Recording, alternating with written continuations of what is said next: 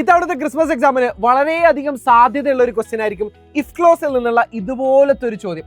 2 മാർക്കിനാണ് സാധാരണഗതിയിൽ നമ്മളോട് ചോദിച്ചു കാണാറുള്ളത്. ഇങ്ങനത്തെ ഒരു ചോദ്യം കിട്ടുന്ന സമയത്ത് നിങ്ങൾ ആകെ ശ്രദ്ധിക്കേണ്ടത് ഈ സെന്റൻസിന്റെ സ്ട്രക്ചർ എങ്ങനെയാണ് പോകുന്നതാണ്. നമുക്ക് ഇഫ് ക്ലോസ് എന്ന് പറഞ്ഞ ഈ സെന്റൻസിൽ ഇഫ് ക്ലോസ് കോമക്ക് തൊട്ടു മുന്നുള്ള ഈ ഒരു ഭാഗത്ത് നമുക്ക് കിട്ടിയത് വെർബിന്റെ ഫസ്റ്റ് ഫോം ആണെങ്കിൽ കോമ കഴിഞ്ഞതിന് ശേഷം നമ്മൾ വിൽ, ക്യാൻ, ഷോൾ, മേ എന്ന് പറഞ്ഞിട്ടുള്ള 4 ഓക്സിലറി വെർബിൽ ഏതെങ്കിലും ഒന്നായിരിക്കണം കൊടുക്കേണ്ടത്. അതിനുശേഷം കൊടുക്കേണ്ടത് വെർബിന്റെ first ഫോമിലായിരിക്കണം.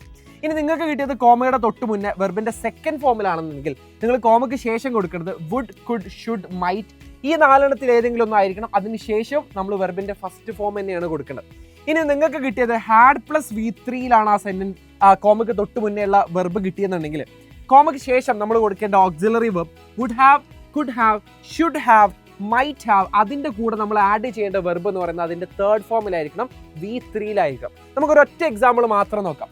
If it rains tomorrow എന്ന് പറഞ്ഞിട്ട് ഡാഷ് എന്നാണ് കൊടുത്തിരിക്കുന്നത്. നാളെ മഴ പെയ്താൽ ഞാൻ സ്കൂളിൽ പോയില്ല എന്നാണ് നമ്മൾ അവിടെ പറയേണ്ടതെന്ന് വിചാരിക്കാം.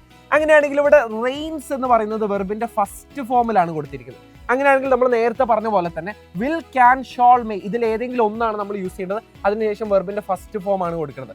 I will not go to school എന്ന് നമുക്ക് പറഞ്ഞൂടെ.